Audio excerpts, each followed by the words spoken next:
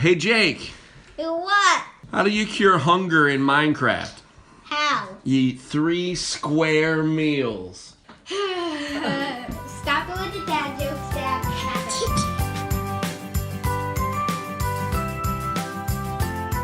Hello, everybody, and welcome to Engage, a family gaming podcast. This is episode 134, and I am your host, Stephen Duetzmann, as always. This is the official video game and board game podcast for EngageFamilyGaming.com. EFG is a website where parents like myself and my co-hosts come together to give parents and families the information they need to get their family game on. This week, it's all about board games, and I am joined by my usual co-host, Rob Kalajian of Upon's Perspective. How are you, sir? I'm doing well, thank you. And we have a special guest, a man with a Kickstarter and a plan and a cute animated video and a near infinite number of possibilities in this board game, which I want to talk about, big numbers. This is Dan Zayas. You are making When Cutie Met Patootie, right? That is me. I am making When Cutie Met Patootie. And we're going to talk a lot about that in the second half of the show because it's on Kickstarter.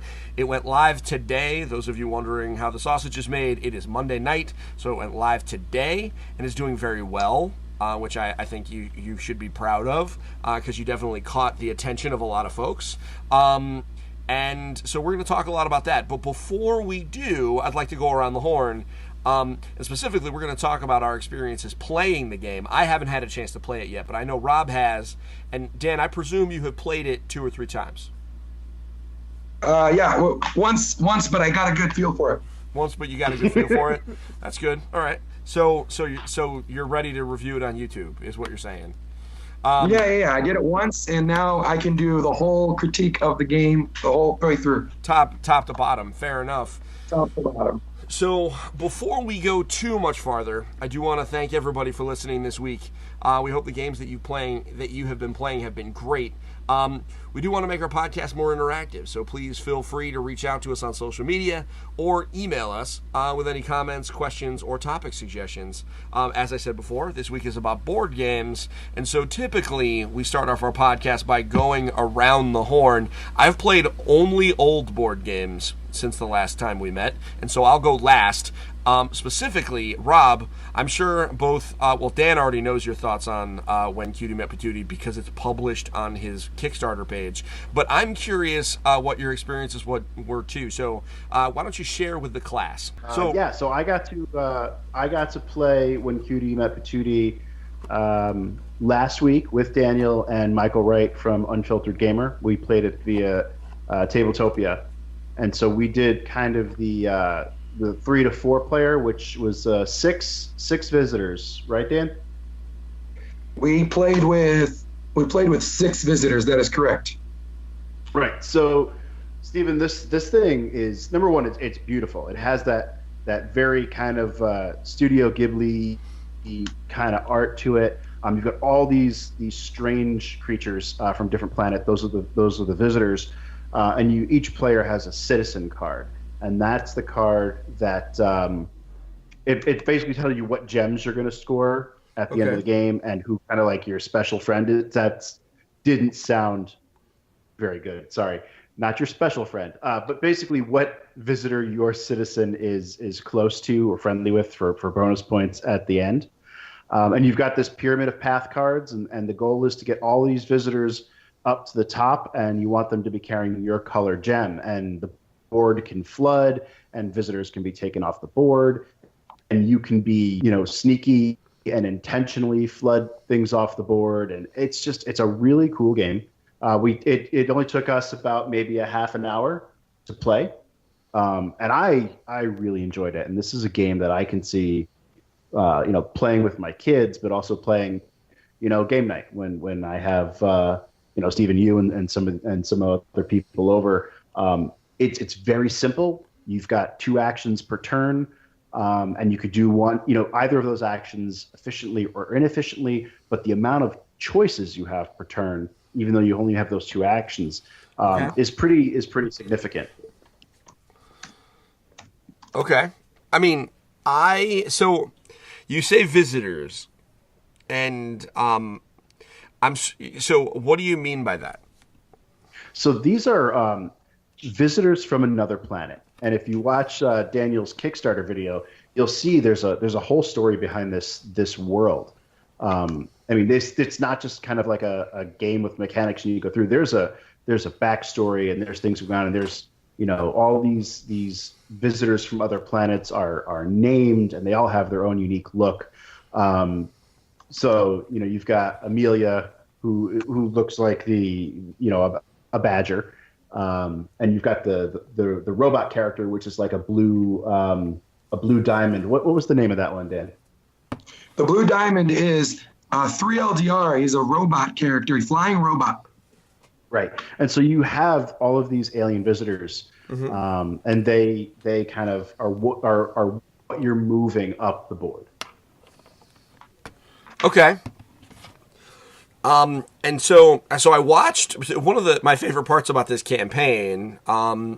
Is the really awesome like animated video. So I mean, it's not uncommon to have cool animated videos on top of Kickstarter campaigns. That's normal. But what's crazy here is that instead of the standard video that is, this is the game I made, and this is the dream that I want you to help me live out, and this is whatever, like the stereotypical Kickstarter videos, which they serve a purpose. They do what they do. This one is really more about the narrative and kind of giving people the theme and the feel.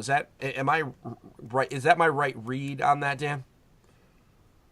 You're right. I'm sorry. You right read on it? My read is that the video is less about, this is what this game is, and more about this is what this game is about. Like these are like the theme, the narrative. Yeah, so there's definitely an intertwining connection with the game design and what happens in the animated videos. Yeah. But you're right in saying that they kind of live as their own product of sorts, right? You can probably call them a good marketing product that you could almost say that I've built an IP that I am now merching out via the game. But the IP and the game are being revealed simultaneously, right? Yeah, that sounds fair. Yeah. So give me the quick pitch on how I play this game. Yeah, so it's actually a very, very simple to learn game. You'll set up the map in a pyramid shape depending on how many players. You will then distribute a citizen card to each player, and those citizen cards, the ones you play with, are directly correlated to the visitors that you're playing with, because all of the citizens have one visitor which they 100% match with. So out of the visitors that you pick, one will definitely be affiliated, right, to a visitor that will get you the most gems, right, to keep it fair for everybody. Okay. And then what happens is you have an option every turn to either collect gems or to advance the characters by spending the gems. Now, when you're spending the gems, you need to either match it completely, or you can substitute 2 for 1. But you're essentially moving all of the characters up this map, and in doing so, you might actually trigger. There's flood cards, and the way you trigger flood cards is by collecting gems slowly or inefficiently. And if you collect gems inefficiently, then what will happen is you're wasting time, as the theme goes, and you're letting Rewind, this antagonist character, build a flood. And what's going to happen is, as the flood builds, it's going to trigger where the bottom row will get flooded, and then the next row will get flooded, and the next row will get flooded. And sometimes characters get left behind in the race to the top in such a way that they'll be captured by the flood, right?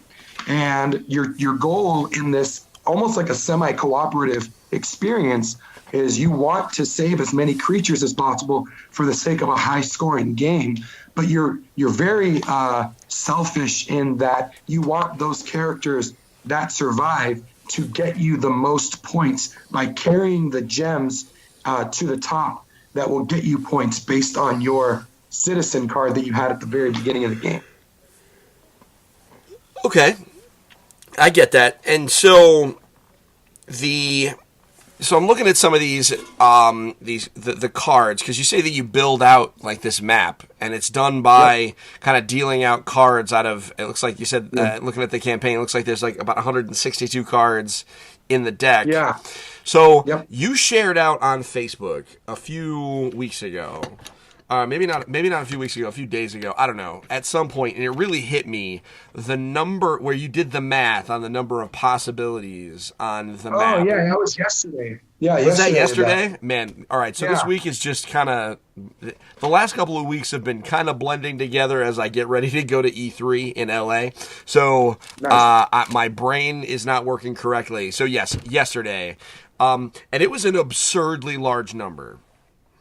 Yeah, so there are 90 path cards, right? And there's 3 different map setups, right? So you have the 3 to 4 player version, which is the smallest. Then you have the 2-player version, which is the next biggest. And then you have the solo version, which is using all 10 of the visitors. And then so you have 90 path cards that can build a map of 45 at the largest map, but then smaller for the other 2. Yep. And then you're essentially, the variation of the way the map can be laid out is so extreme that like you won't be able to play all the versions of the maps ever in your lifetime, which is pretty cool. I mean, game challenge accepted. No. There's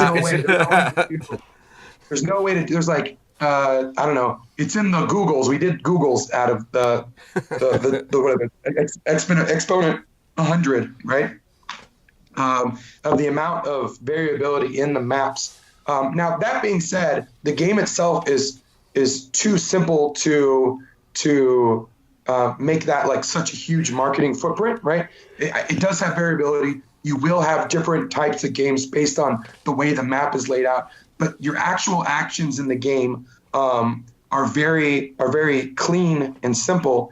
So I don't want to draw too much attention to the fact that there is a huge variability of map space, because your actual experience in the game should remain constant and simple and clean, right? But there is it's impossible for you to have like the same map every time. Almost impossible to have the same map every time when you play the game. Fair enough. I mean, I certainly didn't want to, make it sound like it was more complex than it is. I mean, I know the game is it's rated, or you're judging it as for 10 plus and things like that. I am. Yeah, it's family game. Yeah. Oh, absolutely. So I get that. With that said, I just found the absurdly large number way too humorous to not ignore it. The fact that there are Googles in there it's some stuff.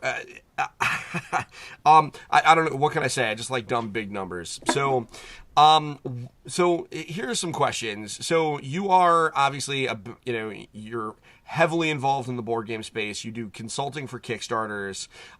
Is this the first game that you have designed yourself?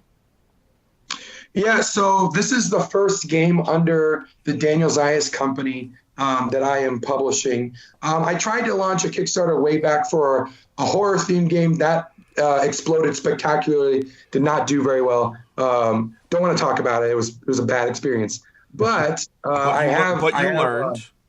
you learned. I did learn my lesson. It was early on when I was just getting started in the industry. But I did learn my lesson, and I've essentially done a lot more stuff in between than, I've worked as the marketing director at a large publisher for Eagle Griffin Games. Okay. And then after that, I moved on to being the U.S. sales manager for Long Pack Games Manufacturing. And then all this time I've been, doing a lot of community building within the board game Facebook space specifically, admitting a lot of Facebook groups, heading up a lot of different innovative shows and things like that. I was always trying to just test things out. I'm not comfortable if I've seen someone do something before. I think that's probably a character flaw, but I try to use it to my advantage whenever possible.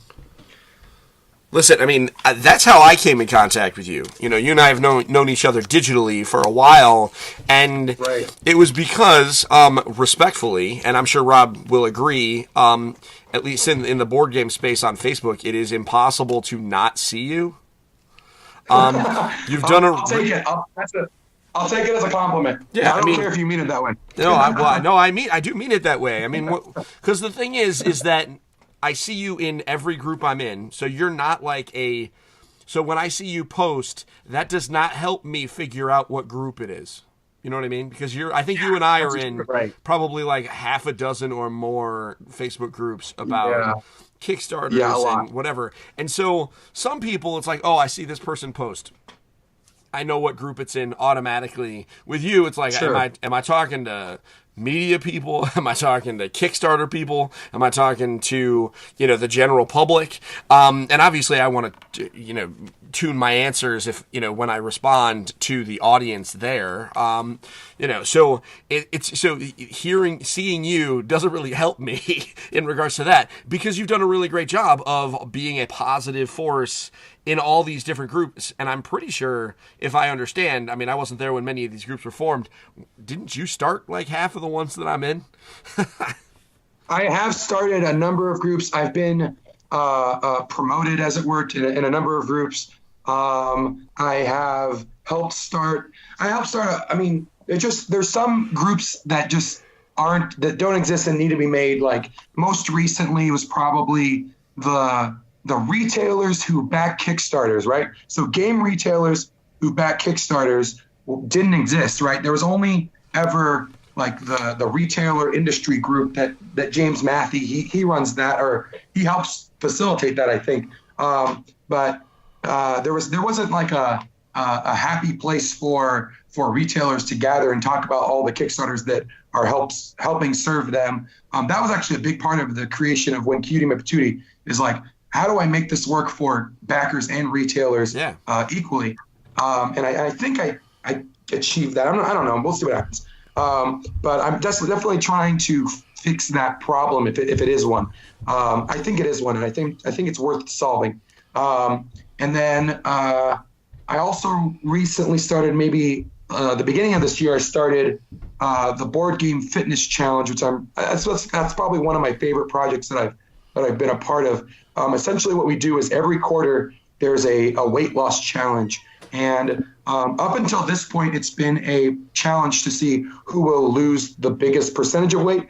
That was an error on my part. It should have been who loses like a threshold of percentage of weight, and then everyone can get pooled from that to win prizes, right? And so we're fixing that for quarter 3. But that's been a very, very rewarding experience. There's a lot of people out there who are making like really positive changes in their health and lifestyle that is rewarding to see and be part of, and have any small part of, right? Because it's them doing the hard work, all for the sake of connecting them with publishers who are going to give game prizes and all that other fun stuff. So that's been a really fun and rewarding experience, and definitely wanted to highlight it. But yeah, I'm part of a bunch of different Facebook groups related to Kickstarter and board games, and I've entered through that space at any number of ways that you can become affiliated with the admins and the mission behind those groups. I did not know there was a board game fitness challenge. I'm going to join that as soon as we're done recording, because man, I could use some motivation to. It's fun. It's a fun group to be in. Yeah. Yeah, dude, I'm in there. Oh, you are? Man, all right. Well, I'll get in there. I haven't officially weighed in yet, but I'm gonna get in there. All right. That's all right. Get in there. We'll let you in. We'll let you in. Come on in. I'll get in. Well, I mean, I gotta record a podcast first, man. I got work to do. Oh, okay, gotcha. We'll do that later. I mean, you know how it is. You know how it is. Brother's got to work, right? So, all right. So to reiterate, and I think that is, for my audience, a lot of the folks that listen to this podcast are kind of on the outside looking into the gaming community. A lot of them are, parents who either are lapsed gamers or who are getting into the gaming hobby because they're looking for something to do with their children. Because, as we all know, It's a great thing to do with your kids and, with your family. It's a great activity. I think you would agree, Facebook groups is, at least the board game groups that we are in. And if you just search board game group on Facebook, you'll get a bunch of them. Right. In general, they're a pretty great place to go and just passively learn about the hobby.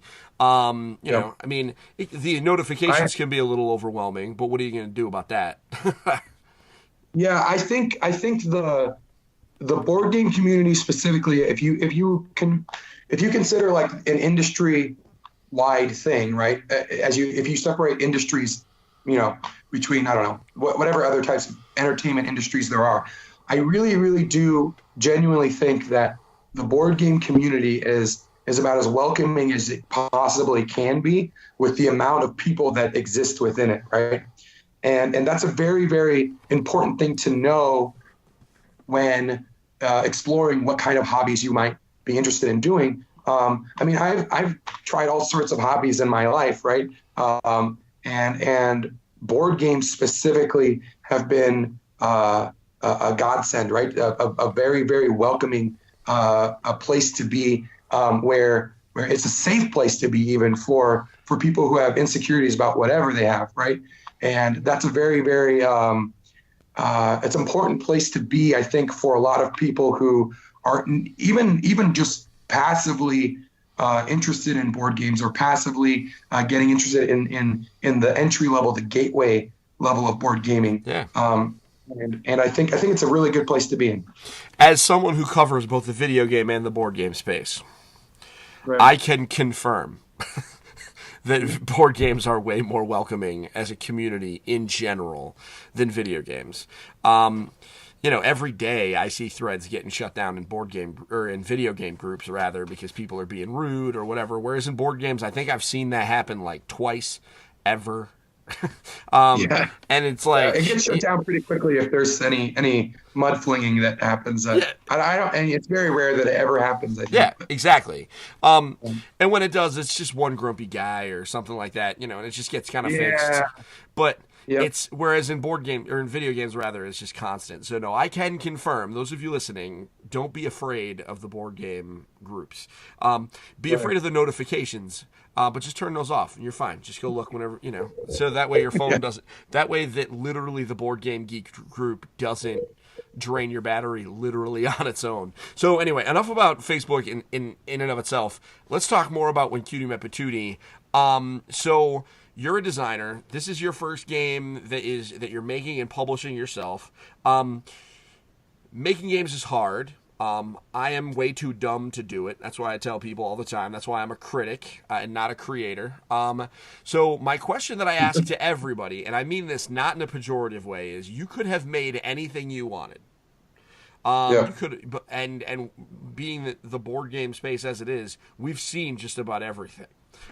Why did you make this game? Why is this a piece of art that you needed to create? Yeah, that's a good question. That's a good way to phrase it too, because I did feel like I needed to make it, right? I felt like I think that creators in general just have to do it, right? They don't they can't go to sleep unless they get that idea out of their head. Yep. And this was very much a story and an idea and a mechanic that just needed to get out of my head and just be out on paper, and then turned into this project, and then turned into this product. Right. Okay. And turn into this experience for people. There's a lot of answers, right, to why someone needs to do something as a creative, right? But even having published or going to hopefully publish When Cutie Met Patootie, I am the first person to tell you that, like, I don't consider myself a hardcore game designer. I think that I had a good idea and ran with it. I think that game design is really hard. I think it's like, it took a lot out of me to actually get the game design part of it, even though the story and the game design came like back and forth. I would come up with the core design, right? Yeah. And that was like, oh, there has to be a story of why these 10 characters are moving up this map. And then like, oh, well, it's because of blah blah blah. They're the alien thing, right? And then and they have to be collecting gems. And why are the gems important? Oh well, they're affiliated with the citizens as part of this city, and I think that even though they were very much intertwined in the development process, the game design portion of it was very taxing. It really was. It was very I don't want to say mathy. It was just a very draining process to design games. If I am successful in this project, my honest goal is to not design any more of the games that I publish, but just to sign games from people who are passionate about that aspect of it and fit in the storyline that I want to tell. I'm very much more interested in the storytelling element of this project, which is why you see in the campaign that I've essentially staked the entire project on whether or not people gravitate to these animations, right?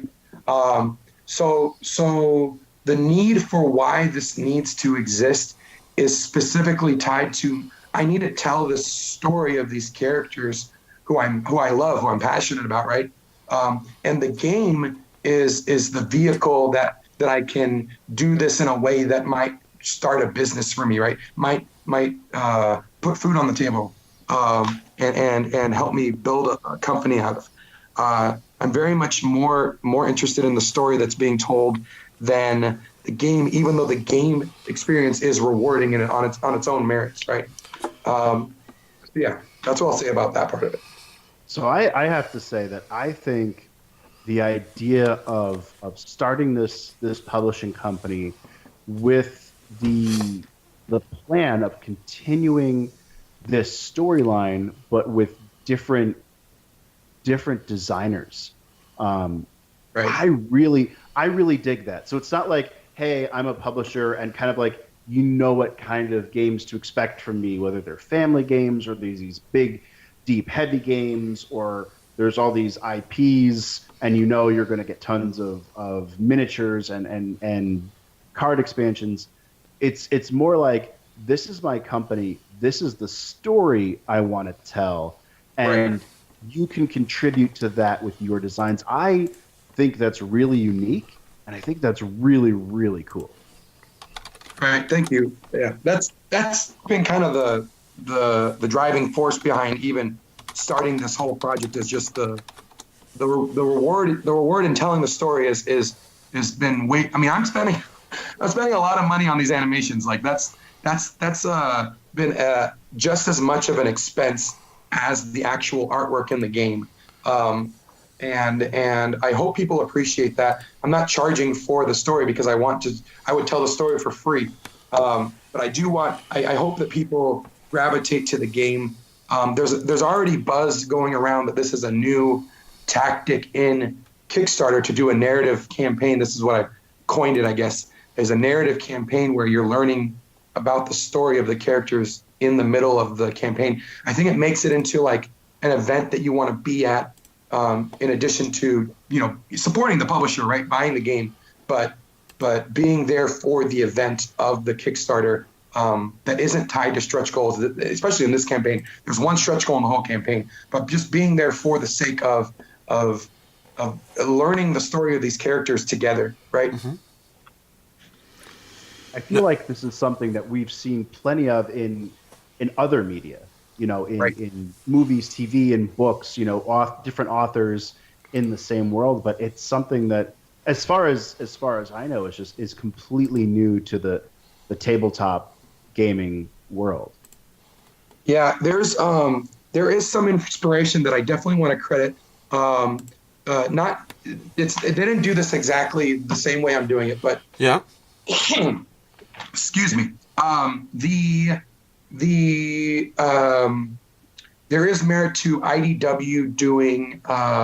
There was the Legends of Korra, right? Yeah. And they were releasing a little bit of their releases were component based, right? Yeah. So they were releasing. There's a new team that you could use in Legends of Korra, and that was very inspiring to show that there was some story elements, not the same thing that I'm doing with the animations, but there were definitely some story elements that were timed releases that I think are definitely worth mentioning, that I was a big fan of in developing my own project, right? Yep. So I definitely want to show, give credit to where credit is due, right, for that specific part of it. There's probably IDW has done a number of things that are inspiring within that time to release element. But yeah, I don't think there's been any timed animations releases within a Kickstarter campaign, anything to the level that I'm doing anyway. So yeah, I think this is it's a grand experiment, and if it blows up in my face, then at least I get to say that I told the story and got it out of my head. But if it does well, then I get to keep doing this, and I get to keep telling that story, and I get to keep building this world that I love. So Well, these innovative Kickstarters, especially as of lately and like even just the past year, have been awesome. Like you said, with IDW, it was kind of like instead of stretch goals, they had all this content and they just released it slowly. Right. And then we saw kind of like the gamification of a Kickstarter campaign with Thundergriff's Dead Man's Doubloons and getting the community involved. That was awesome. But yeah, yours is the first one I've seen where it's like the story is unfolding, not just components or kind of unlocking this or that, but the story's going to unfold and we're going to get more and more of that, and it's going to keep people coming back and keep people sharing the project, and it's such a cool idea. That's the hope, is that at least the people sharing the project and getting more backers in there. Well, I mean, it looks like it's working, because I think it is working. Yeah, I think it is working. I think we'll hit 50%, relatively shortly. We're almost there, and then because this is my very first, under this company, right? I'm this very first project with this idea behind it. I think it can only get better as long as it's successful, right? And maybe this will be a modest success, and I'm okay with that. I'm totally fine with honestly not hitting the stretch goal for the minis, even though everyone wants that. I would love to hit it. I would love to provide that for people. If I don't hit it, that's not going to be the end of the world for me, because the story was what was important, right? Yeah. And as long as people just care about the story and allow me to just keep telling the story, then I'll be happy. And even if with this modest success, I think that I can keep doing this. I can keep doing spin-offs and prequels and continuing the main storyline, and we'll see what happens. So, you talked about a little bit before. You said there is only one stretch goal in the campaign, and that is turning the cute little meeples, which, by the way, I really dig the cute little meeples. Specifically, I like the little turquoise, like, hedgehog alien looking thing. What's its name? That's Beryl. He comes from an icy world. Yep. Along with Marcellus. That's fur. So is he really like super tiny, and that's just like this giant? He's super tiny and fluffy. He's tiny and fluffy, and he sometimes like will ride on Marcellus's shoulder if I'm telling a little bit of the lore. And he's kind of like Marcellus. They have like a symbiotic relationship of sorts where Marcellus requires a keyboard. I don't know if you've seen him. He's like the big tall pink creature. Yep. He requires a keyboard to communicate. He's got a lot of fur on his face. He can't communicate with his mouth, so he actually plays the keyboard to communicate with people via like the synth wave, cool, fun stuff.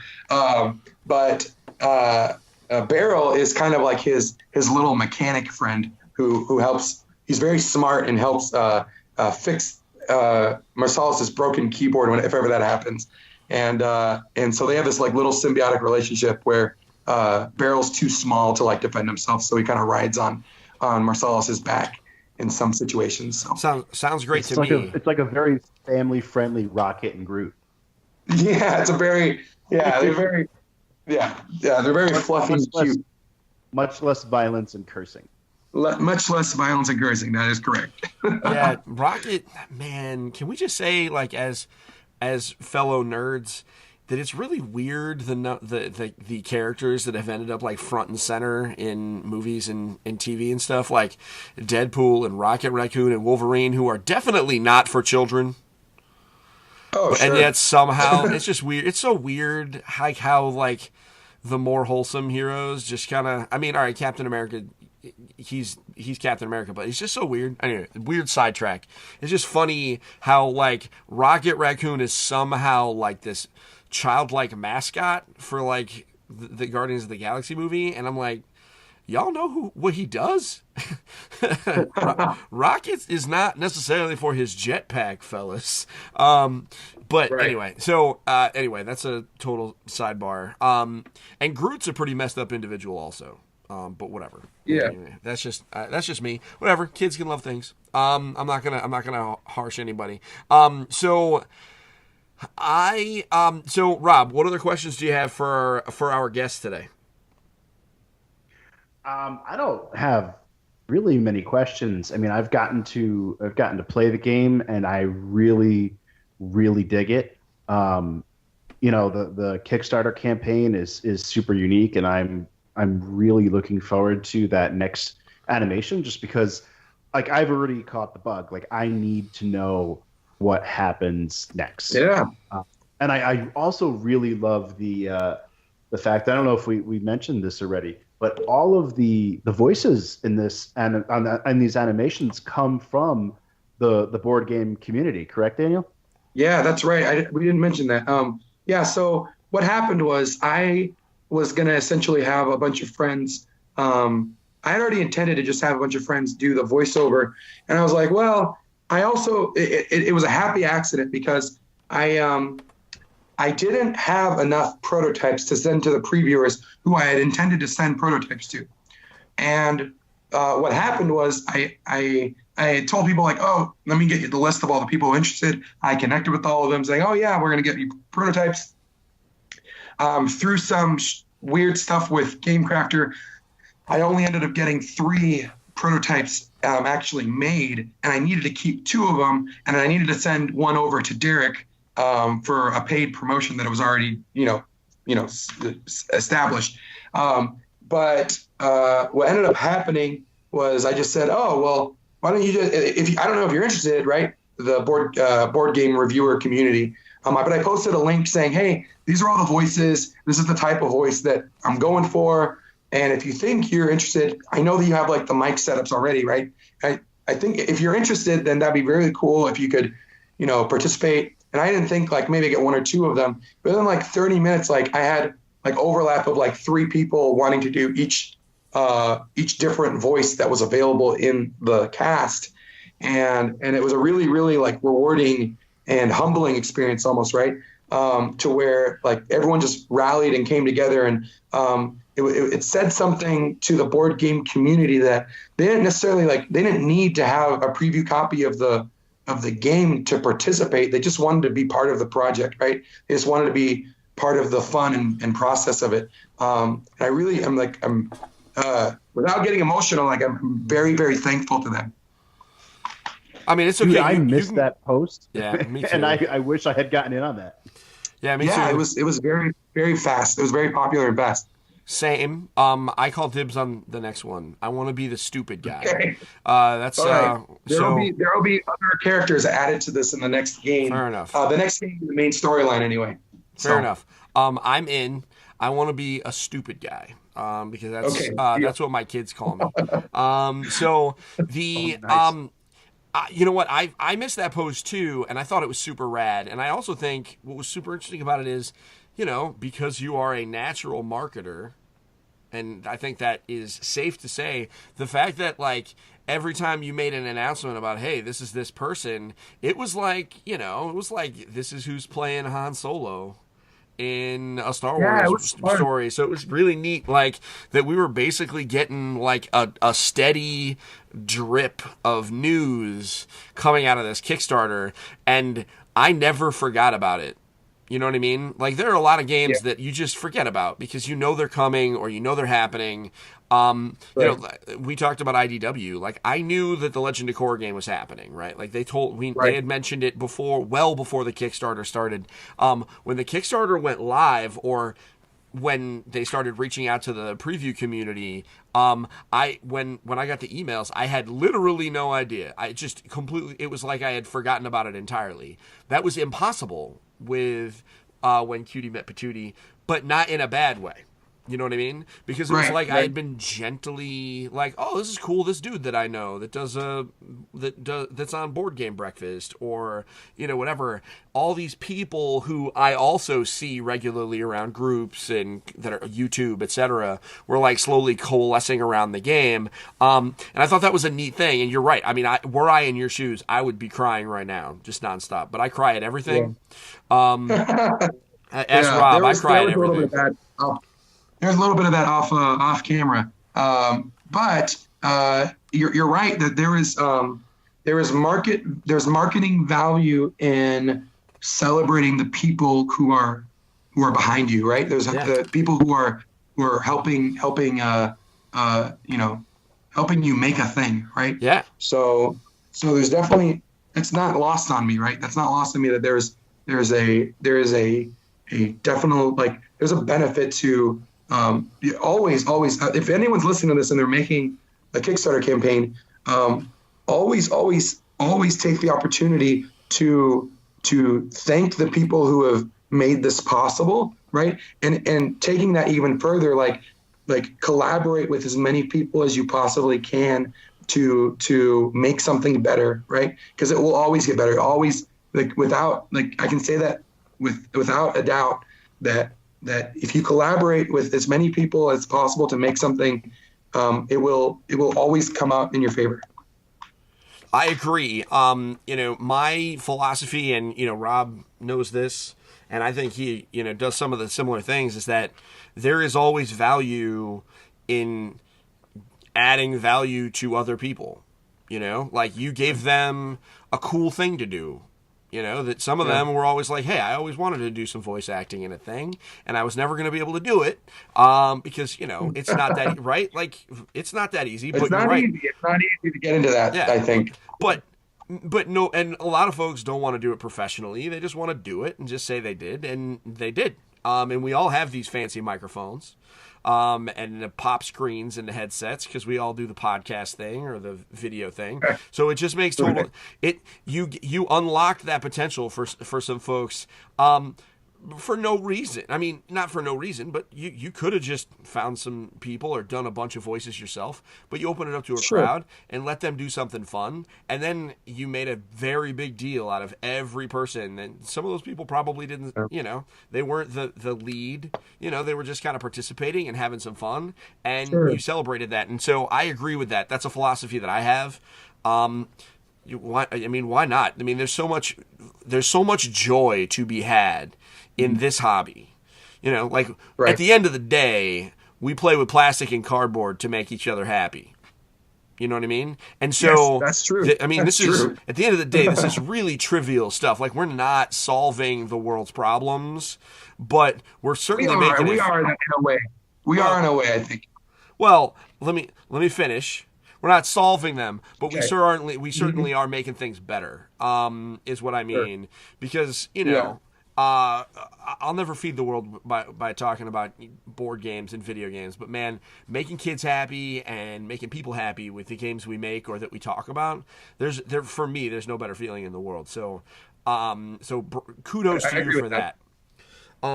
Kudos to you for that. And man, I just know all those people were so stoked, just from listening to them talk and, cheer you on.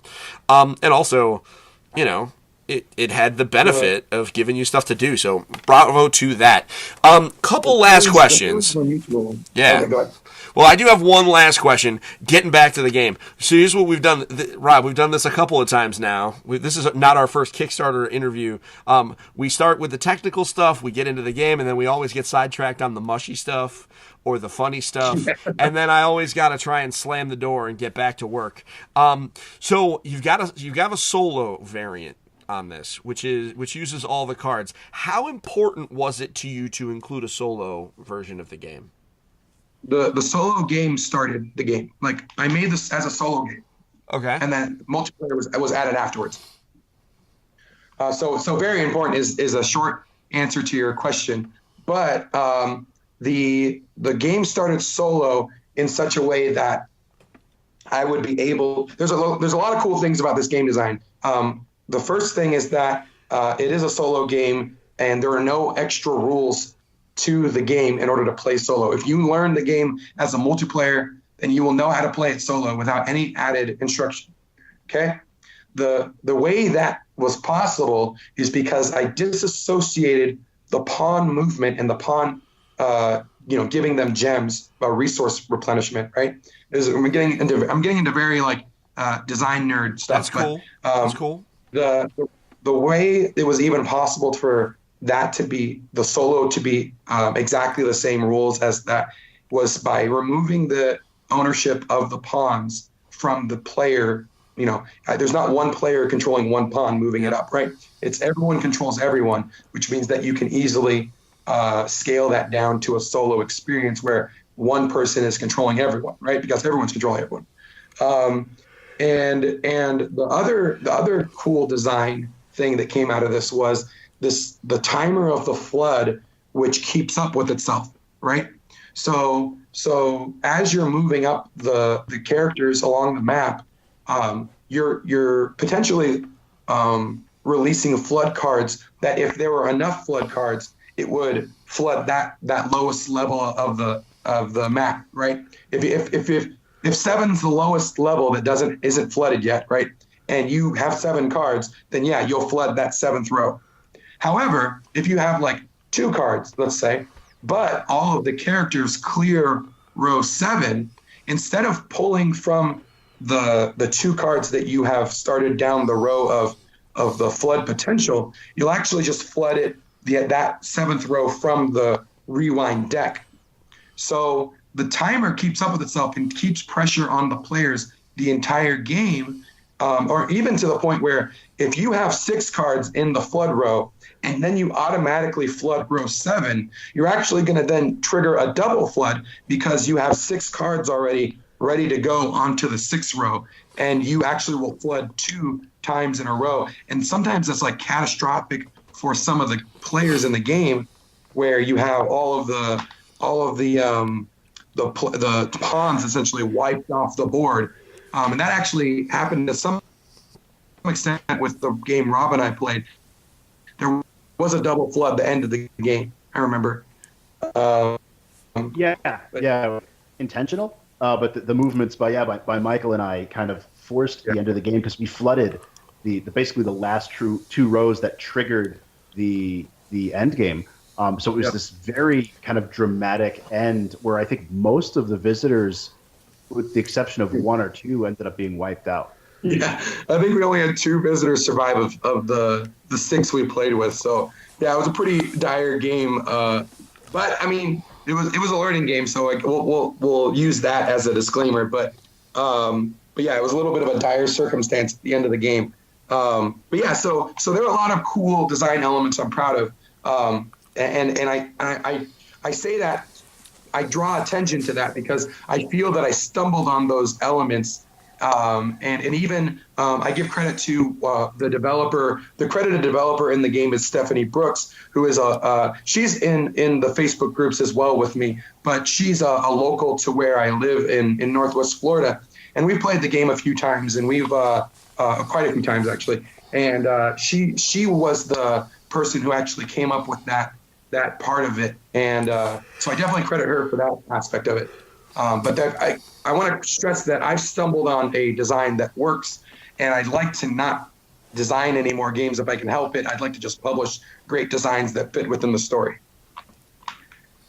Sounds awesome to me. I always find it interesting. I did not know that the game started as solo, but I think that's probably a good path. It makes sense intuitively because then you take the solo game, and then you can scale it up by, without having to come up with anything. So I dig that because it is true.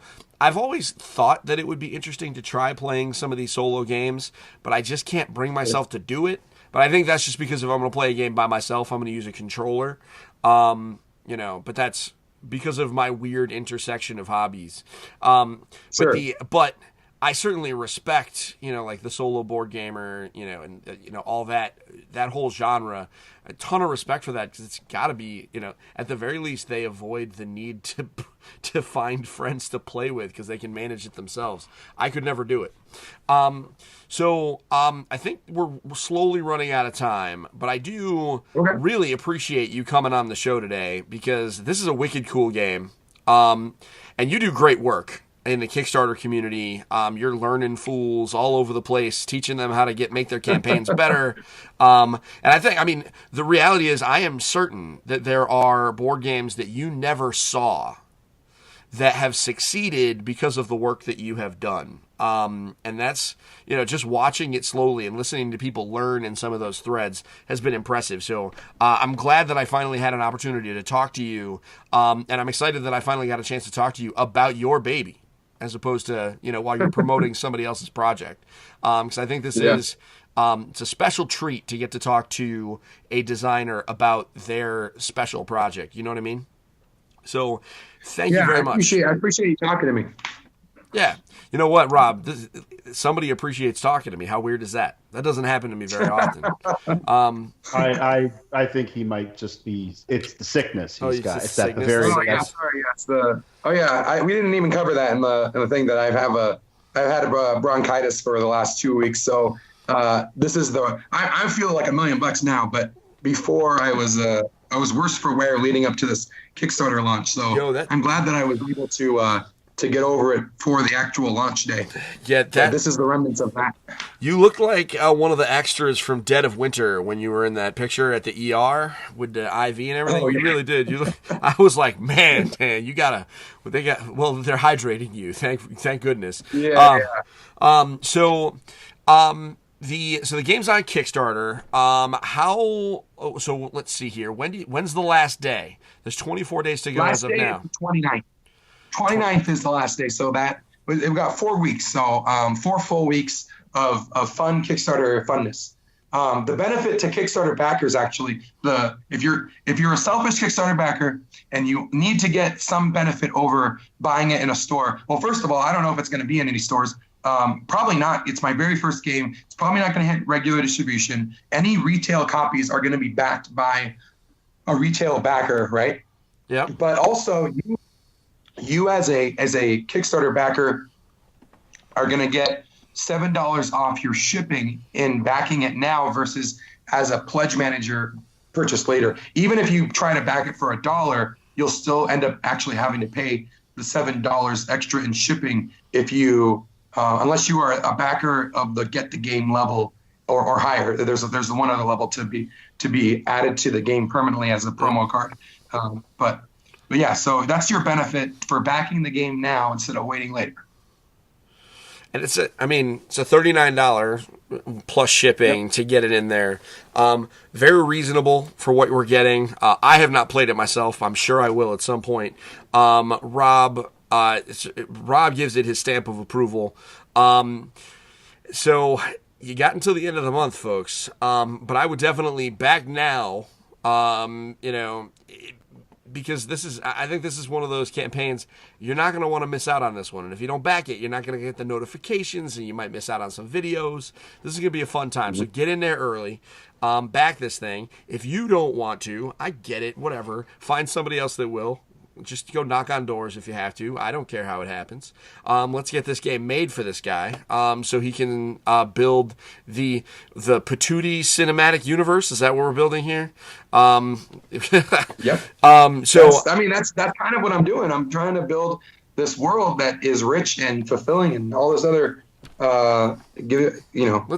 makes you feel all sorts of emotions. Hopefully that comes through. So guys, let's make this happen.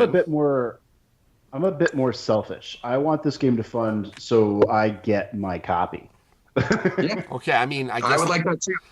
Let's get Rob his copy. All right, let's get Rob his copy. Let's get more games made so that I can do voice acting in a cartoon. Because y'all want to, because you'll want to hear me say some stupid shenanigans. I'm sure you do. So, with that said, This has been episode 134 of Engage, a family gaming podcast. We hope you enjoyed listening as much as we enjoyed recording it. I do sit here with one ask of you this week. If everyone listening would do me a favor, all of you know one person that doesn't listen to podcasts, or maybe does listen to podcasts and doesn't listen to us. I would ask you, with hat in hand, show them the podcast. Tell them what Engage, a family gaming podcast is all about. Because if everybody that listens does that once a week or once a month or something like that, our audience will only grow. And a bigger audience for me means more access to cooler things for me and Rob and Linda, which means we get to show you more fun stuff on our YouTube and Instagram, etc. So it's a win-win for all of us. So everybody knows somebody. You just think about it. Find somebody to help listen, and send us their way. I'm sure we will do our best to impress them. At the very least, I won't embarrass you too bad. I save that for my kids. So until next week, we're going to be talking about video games a lot. Fair warning, starting on Monday, we have a new episode going live every day because we will be talking about E3 while I am in LA. Don't worry, we got the feedback from last year loud and clear. The episodes were too long. They will be much shorter this time. We just had a lot to say. So stay tuned next week for a whole bunch of E3 stuff. But until next time, this is Steven and Rob and Dan. We're signing off, and we want to make sure that you get your family game on. You have a great week, folks. Bye.